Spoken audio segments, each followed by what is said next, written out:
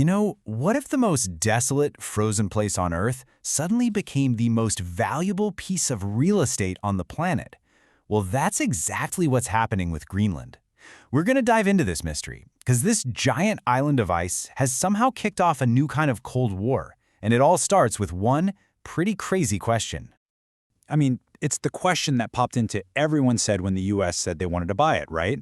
On the surface, it just sounds completely absurd. Let's be honest. When you think of Greenland, this is probably what comes to mind. A whopping 80%. Just let that sink in. 80% of this massive island is buried under ice. And we're not talking a little sheet of ice. This stuff is up to 2 kilometers thick. It's the biggest island in the world, bigger than Mexico and Saudi Arabia put together, and almost the entire thing is just frozen solid. So, what about the people? Well, there are only about 57,000 of them, and they're all kind of huddled together on the coast, the only bits where you can actually see the ground. To put that in perspective, that's less people than you'd find in a big football stadium on game day, for an island that huge. And then you throw in the average temperature, a bone-chilling minus 30 degrees Celsius. It's one of the toughest places to live on the entire planet. So yeah, the question is still, why on earth does anyone care so much about this frozen rock? Well, it turns out this isn't a new thing at all. Okay, so even though the recent headlines made it sound like this came out of nowhere, America's interest in Greenland, it's actually an old obsession, like a really old one. We're talking a strategic goal that goes back more than 150 years. Yeah, this is absolutely a long game for the US. Their first attempt, 1867, right after they bought Alaska. Then they tried again in 1910. And get this, in 1946, President Truman offered $100 million in gold for it. That's over $1 billion in today's money. So when Trump brought it up again in 2019, it wasn't some random idea. It's a deeply rooted strategic goal. And the first big reason for that? Well, it's hidden right under all that ice. See, as that ice sheet starts to melt, it's uncovering a secret. Greenland isn't an empty wasteland at all. It's a treasure chest. And it's packed with the exact stuff we need to build our future. We're talking about those critical rare earth elements you hear about. Things like neodymium. You need that for the super strong magnets in electric cars and wind turbines. Or gallium, which is essential for advanced AI chips. This stuff isn't just a bunch of fancy minerals, it's literally the foundation of the green economy and, well, our whole high-tech future. But there's a huge catch with where we get these things today. And here it is. This is a massive strategic problem. China controls something like 90% of the world's supply of these materials. And they've already shown they're willing to use that as a weapon by restricting exports. So for a country like the US, getting a hold of Greenland's massive reserves isn't just about business, it's about national security. It's about breaking a very dangerous monopoly. And it's not just rare earths. We're also talking about oil. A lot of oil.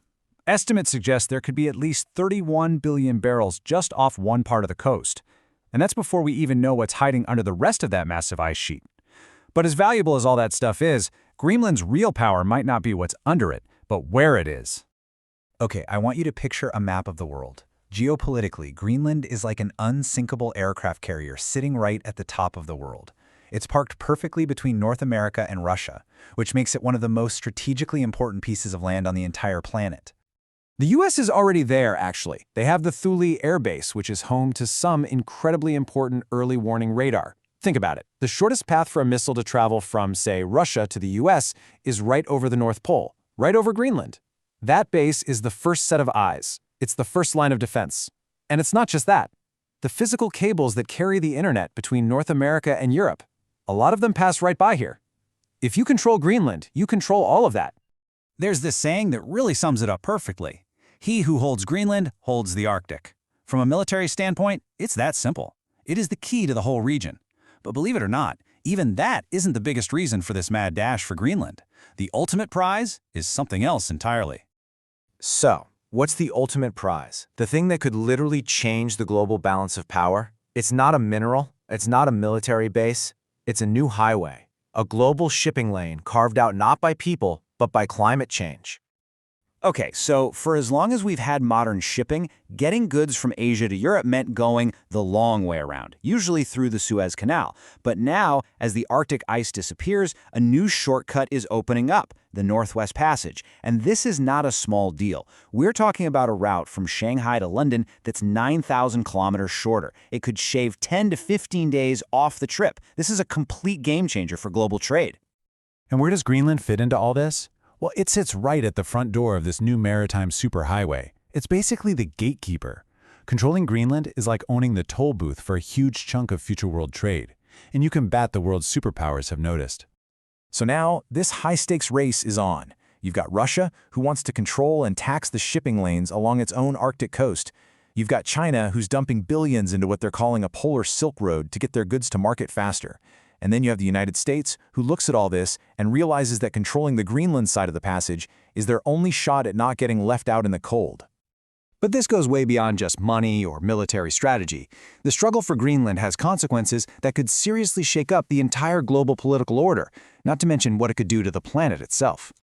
I mean, just think about the dominoes that would fall. Greenland is technically part of Denmark, a key NATO ally.